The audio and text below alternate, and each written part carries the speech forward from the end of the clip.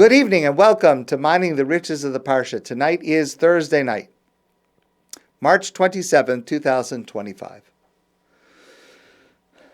When I graduated from college, I went to Israel to study in a yeshiva. And somehow I got the idea to start following a practice which I learned about, and that is to recite Shir HaShirim, the Song of Songs, on Friday afternoon, before Shabbos starts. And so it was my regular routine on Fridays. I would go into town. I was in yeshiva in Beit Vegan, which is like a suburb of Jerusalem. I would go into town, do a little shopping, get something to eat, and then I would go to the old city, and I would go to the kotel and say Shir HaShirim, and then I would go back home to get ready for Shabbos. And I took that opportunity, and it was during a break in yeshiva, I took the opportunity to devote a good amount of time to studying this short work rather intensively. And for me, it was a very personally moving experience to immerse myself in the study of this work, to try to recognize the different levels of meaning and how they interplay. And I was hooked. And it became a very, very meaningful thing for me to say it every Friday afternoon.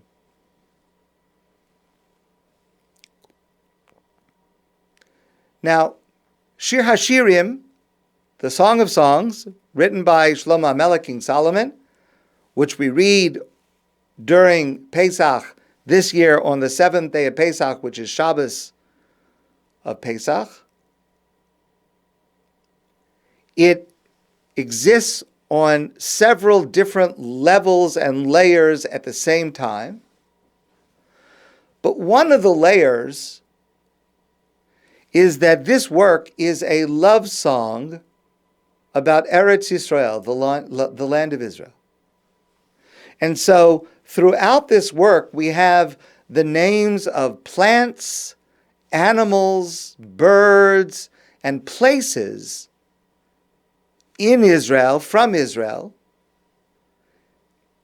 And each one of these has different layers of meaning.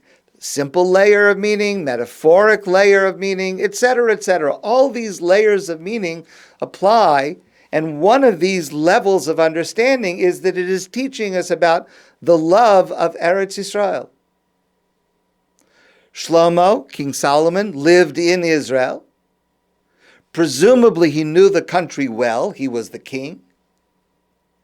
And Shir HaShirim is intended to help us fall in love and stay in love with the land of Israel. And I personally felt that during the year that I was there, 2 years that I was there, and on subsequent visits. And understanding Shir HaShirim is immeasurably deepened by visiting Israel and going to the places that are mentioned there. Many years ago, I had a great idea for a mission to Israel. It's a dream. I've never been able to do it. Maybe one time we'll be able to. And that would be a Shir HaShirim mission to Israel. So we would go to Israel, we would visit all of the places that are mentioned in Shir HaShirim and understand the layers of meaning that this place has and what it expresses about the land of Israel, about the relationship between God and the Jewish people, about the relationship between every one of us and God, all those different layers. So I want to share with you just one example out of many, but just one example.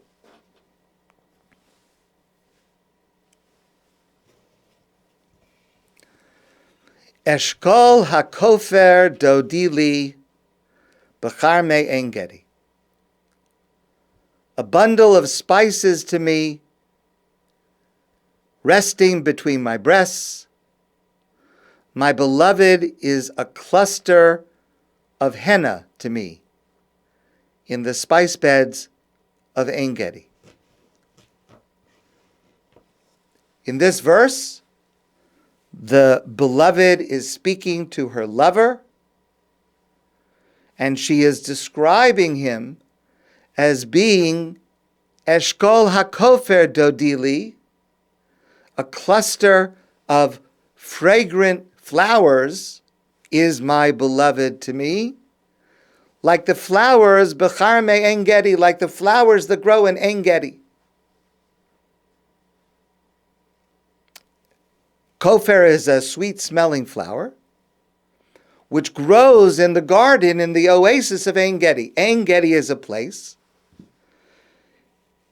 It's along the Jordan River. It's south of Jericho. And it is an area that faces Jordan. And if you're looking at it from Jordan, what you see are cliffs, and it's desert. A little bit to the south of En Gedi is Masada. A little bit to the north of En Gedi is the city of Jericho, Yericho, but it's cliffs. By the way, this is the area where the Dead Sea Scrolls were discovered. So it's just straight cliffs with caves in them. And in this one spot, En Gedi, there's an oasis. There's a spring that with a waterfall that goes from the top of the mountain to the bottom, and there's an oasis. It's thickly flowered with kofer, with this sweet-smelling bushes and flowers. If you've been there, you know what it looks like. So you're looking at, imagine you're looking at an expanse of cliffs of desert, and there's a streak, a vertical streak of green of these sweet-smelling flowers. So on the level of the simple meaning of the text, this metaphor, this place, Ein Gedi, is mentioned to us because this is where kofer grows. So if you know the land of Israel, you know that there's kofer, this sweet-smelling bushes and flowers. So that's why the name Ein Gedi, the place of Ein Gedi, is mentioned. It's where these sweet-smelling flowers are. And so the beloved is saying that my lover is like the sweet-smelling flowers. And they're located in Ein Gedi. Okay. But there is a deeper context to this that Shlomo doubtless knew. Because this place, Ein Gedi, played a crucial role in the life of his father David HaMelech, King David. We learn in Sefer Shmuel and the book of Samuel, we learn that when David was a young man at a certain time in his life, he was running away from Shaul. Shaul was the king at that time. Shaul was also his father-in-law. And Shaul was trying to kill David. Shaul had deteriorated in a mental way, and he had thought that David was somehow his enemy. He was not, and Shaul was literally trying to kill David. And David was running away from him. And Shaul and his soldiers were chasing David. And David hid in Ein Gedi. And he was saved by its natural protection. The bushes and the flowers were camouflage for him, and he was able to hide there, and it saved his life.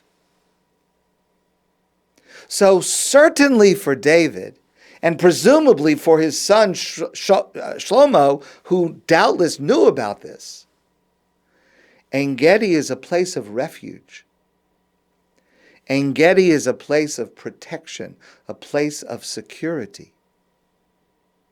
And so when Shlomo writes in Shir HaShirim that my lover is like the sweet bushes and flowers of En-Gedi, the deeper message is my lover. This is now the Jewish people saying about God. This is about every one of us saying about our individual relationship with God on all these levels. That God is for me what the sweet bushes were for David. God is for me my protection. God is a constant. Listen to the words of the Vilna Gaon, Rabbi Eliyahu of Vilna, in his commentary. Shahayadodi li, my lover is to me, kamo eshkol hakofer hagadol b'karmei En-Gedi. My lover is to me like the bushes of sweet flowers that grow in En-Gedi. Hagadal tamid b'gvias. They grow continually, all year long. They're always there, no matter when you go to En-Gedi. Doesn't matter the season, doesn't matter the historical era. There's the desert, and there's this streak of green. It's always there. Kain hudodi li kava diraso. So too is my lover to me, who is permanent and stable and protecting me all the time, even though we don't always see God's protection, even though we don't always feel God's protection. And certainly recently there have been so many times when in a dramatic form we have not seen God protecting us. But somehow, beyond our understanding, God's protection, God's presence, God's security is constant. We say this in the prayer that we say in the Amidah every day, 3 times every day. We say a paragraph, Modim. Modim anachnu lach. We say, thank you, Hashem, for all the good that you do. Val nisecha sheb'chol yom imanu. The miracles that you do for us every single day, Val niflosecha v'tovosecha, and the wonders and the goodness that you do for us, shebechol eis, every hour, every moment, erev v'voker v'tzorayim, in the evening, in the morning, in the afternoon. We have no idea how many times we are actually in danger and God saves us from it. But that's what we assert, that God is always there, even if we don't see it. And keep in mind, and I had this insight when I was at En-Gedi. So keep this in mind, that this view, this sight of the oasis of En-Gedi, this would have been the first view that the Jewish people had of Israel while they were still on the eastern bank of the Jordan River. Think of the geography. Imagine yourself on the eastern bank of the Jordan River. So you're in Jordan, and you're looking across the river westward into Israel. So what do you see if you're in the middle? What do you see? Well, you see desert. You see this line of cliffs that is miles long, and you see a streak of green, an oasis filled with bushes. Maybe you can't tell from this distance across the river, but it's sweet-smelling flowers, and it's visible. It's a streak of green. This is what the Jewish people saw. They saw there's desert. Yes, of course, we know. Yes, further in there's forests and hills and mountains and all kinds of things. But the first view, what do they see while they're still in Jordan looking across the river? The first look, the first lesson that they're going to learn when they enter the land of Israel is that God's protection is constant, even if we don't see it. That spot, with its constant beauty, contrasts with other parts of Israel whose appearance changes from season to season, from epoch to epoch. But this doesn't change. This is what the Jewish people saw. This is what David used as protection. This is what Shlomo wrote. That my lover is to me, God is to the Jewish people and to every one of us. Like the Kofar of En-Gedi. And that is an insight that you have that brings to a love of the land of Israel. To see the way in which the physical geography, the physical land teaches us lessons about the relationship between God and the Jewish people and the relationship every one of us has with God. Let me share with you another insight. And this one relates to flowers. One of the ways that Shir HaShirim describes the closeness, the intimacy between God and the Jewish people is by the appearance of flowers. In the second chapter, Hanitzanim nir'u ba'aretz. The buds have appeared. Eis hazamir higia. The songbird's time has come. V'kol hatar nishma ba'artzenu. And the voice, the sound of the turtle dove sounds over our land. Hata'ena chanta fageha. The fig has put out her young fruits. V'hagfanim smadar nasnu reach. And the flowering vines give off their beautiful scent. Kumilach, rayasi, yafasi, ulechilach.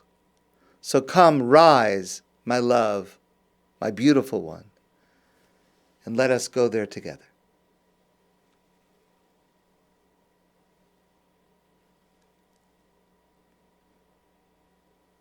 And then the famous verse, Dodi li va'ani lo, my beloved is to me, and I am to him.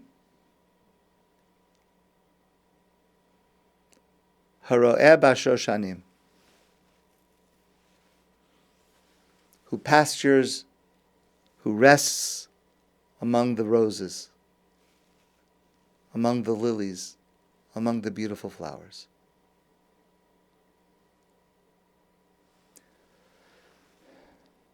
When Israel blossoms, I'm talking about the flowers and the fruits and the trees. When Israel blossoms in the springtime, that is a sign of the blossoming of the love between God and the Jewish people, between God and every single one of us.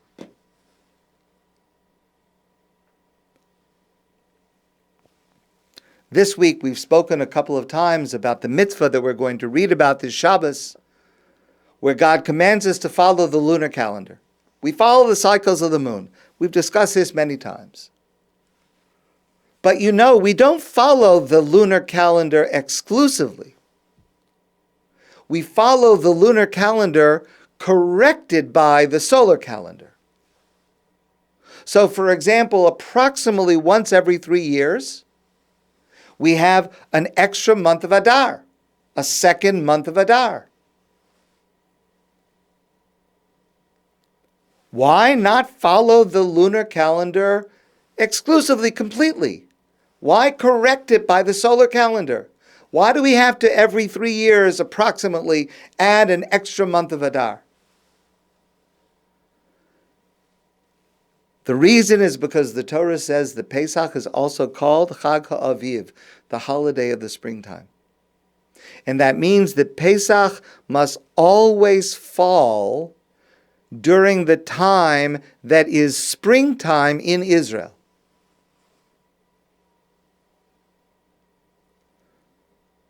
So the Jewish people left Egypt during the time that it was most pleasant to have to travel through the desert. It wasn't in the heat of the sun. Yes, they were there for 40 years. They experienced the sun and the cold and everything else, but when they left in the most beautiful season. And every year Pesach has to fall in the same beautiful season, which is also springtime, the time of rebirth. So Pesach celebrates the birth of the Jewish people, and every Pesach we experience a rebirth that is expressed by the rebirth and the regrowth of plants and fruits and vegetables and flowers in the land of Israel. If you follow the lunar calendar exclusively, for example, like Islam does, the lunar calendar is 11 days shorter than the solar calendar.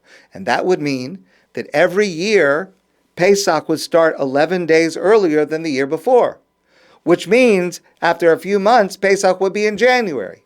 And a few months later, Pesach would be in October. But the Torah says that Pesach is Chag HaAviv. It has to stay in the springtime. So in order for Pesach to stay in the springtime, approximately every 3 years, when it comes almost a month earlier, we push it back a month. So it stays within this range, and it's always within the springtime.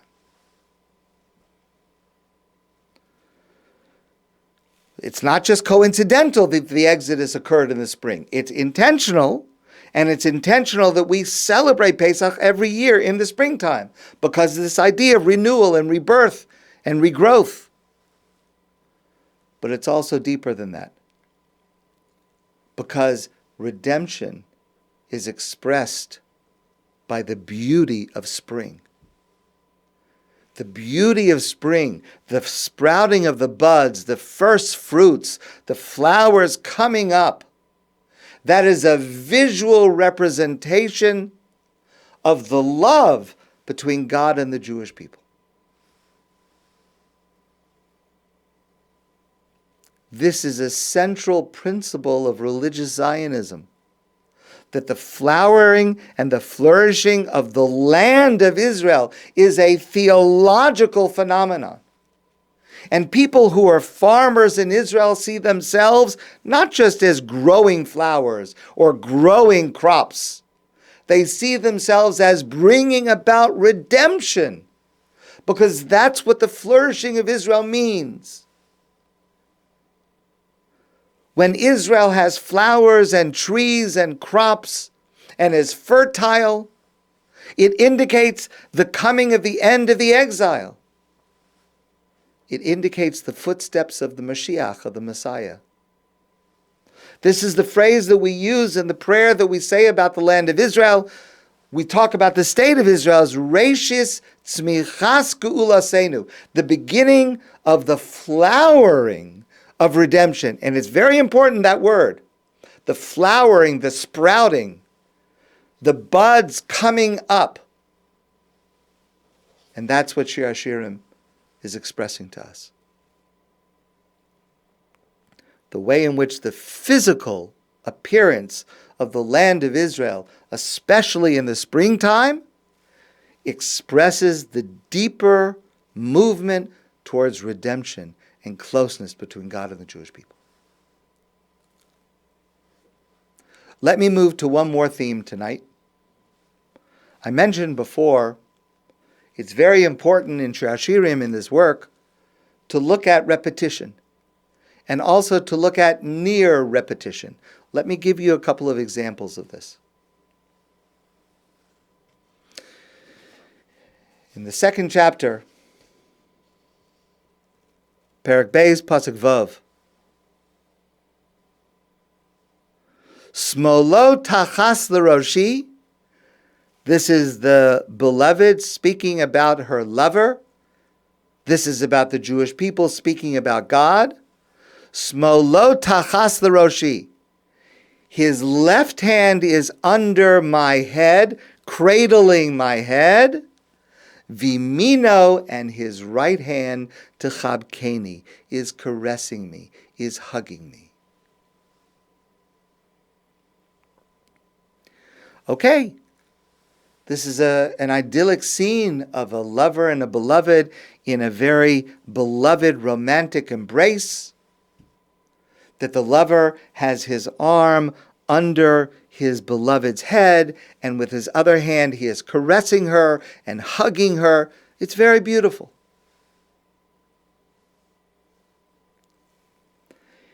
In Kabbalah and Jewish mysticism, we learn that smol, left, always represents din, strict justice. And smol generally is merachek, it distances. We use the term left, the direction of left, to indicate distance from God. God as a strict imposer of justice. And right, the right side, indicates chesed, kindness and compassion, indicates makarev, closer, coming closer, intimacy.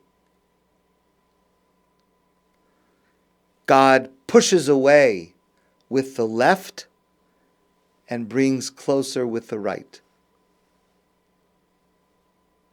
And what Kabbalah says, what Jewish mysticism teaches, is that we try to invoke, we try to cause that God's right should overcome and overwhelm God's left. God's compassion and kindness should overcome God's strict justice. And that's what we see being described here in this verse. Smolo tachas roshi. God's left hand, which is normally strict and normally at a distance. So it's holding his beloved's head. But vimino, but the right hand, the stronger hand, techabkeni, is embracing me. And this is what we wish, this is what we hope, that the strongest part of God is close, overcomes the distancing part of God.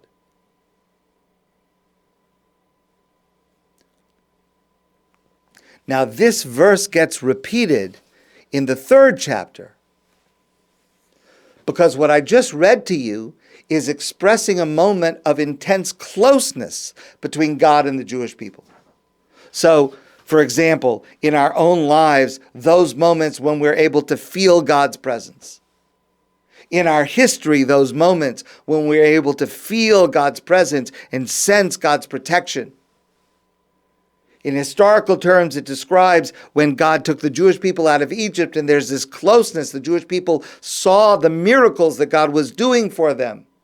The right hand was caressing. The stronger part of God was bringing close and expressing love and intimacy.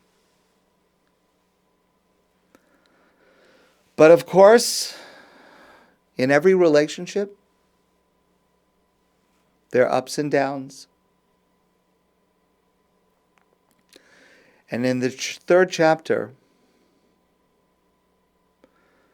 we come to a passage where the relationship has taken a downturn. In our own lives, a period where we don't sense God's presence.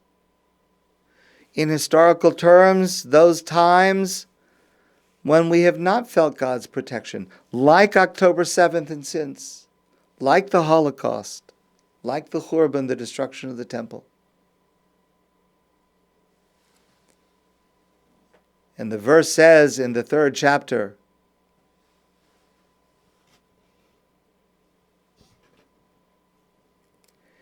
Hishbati eschem. Excuse me, I didn't read the first one. So the first one is in the 2nd chapter, and it's this verse. Hishbati eschem benos Yerushalayim bitzvakos o bayalos hasadeh im ta'iru v'im ta'oru es ha'ava ad shetechbotz. This is This is the beloved saying to the world. This is the Jewish people saying to the nations of the world. Hishbati eschem. I make you swear to me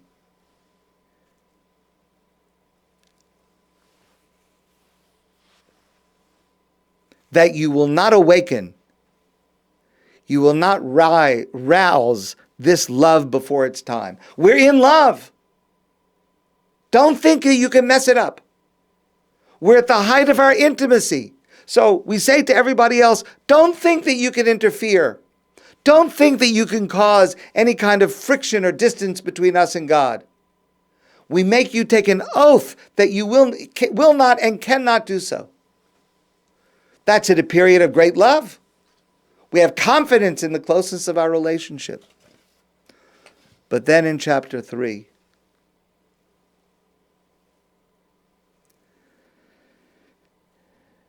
Hishpati eschem benos Yerushalayim b'tzvaos o ba'ayalos hasadeh im ta'iru v'im ta'oruru es ha'ava ad shetechbatz. Swear, nations of the world, that you will not awaken, you will not arouse my beloved before the time. And then listen to this, and I'm going to come back to this next week with God's help. In the 5th chapter.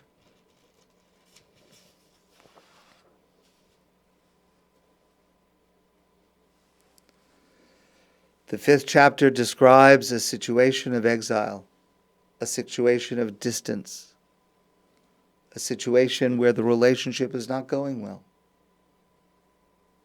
And we have this verse, which just breaks one's heart. Hishpati eschem benos Yerushalayim. Swear to me, nations of the world, swear to me. Im timsu es dodi. If you find my beloved, ma tagidu lo, what do I want you to tell him? Shecholas ahava ani. I am sick with love. I'm not with him. We're distanced. Maybe you will find him first. And here's the message I want you to give. I'm sick with love for him. I want him to come back. I want to come back to him. The distance between us is so painful to me, it literally makes me sick. But this has happened to us. It happens in every relationship from time to time. It happens in the relationship every one of us has with God from time to time. And it happens in the relationship between God and the Jewish people from time to time. That we're distant.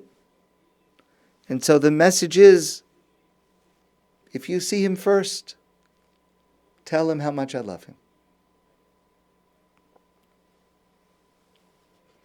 And then at the end of the work, the 8th chapter, ends as follows.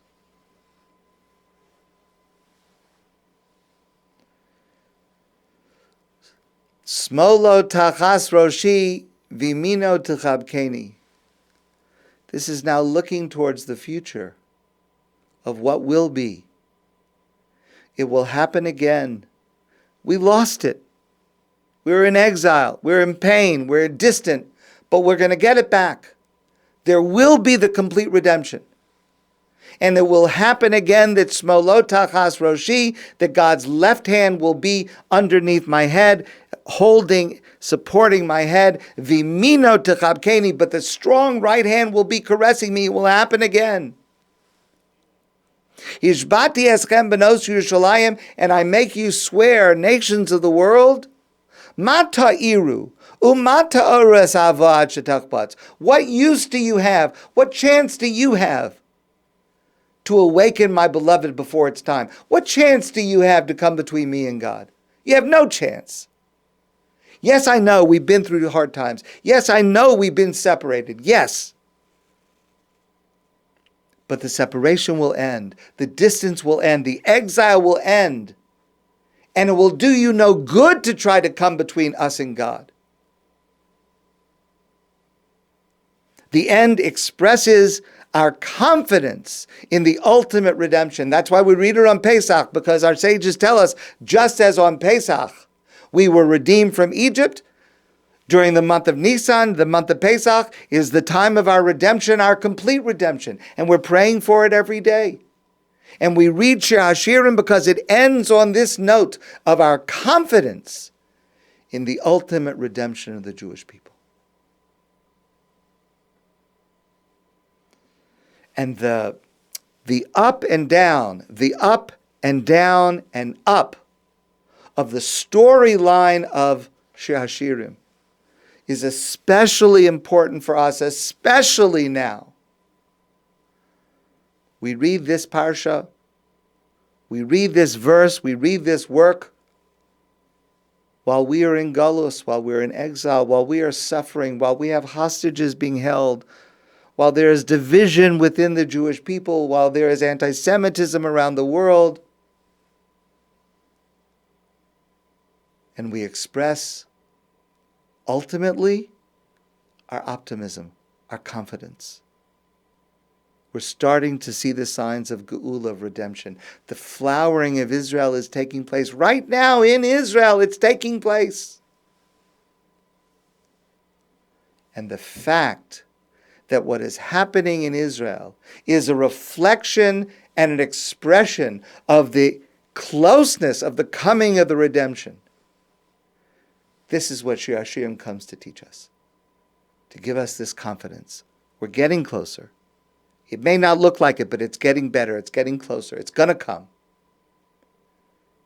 Hishbati eschem benos Yerushalayim im ta'iru, ma ta'iru, it'll do you no good, because the ultimate redemption is coming. That's the message of Shir HaShirim, and that is the message of Pesach. My friends, I wish you a beautiful evening and a wonderful Shabbos, and I look forward to seeing you soon in person.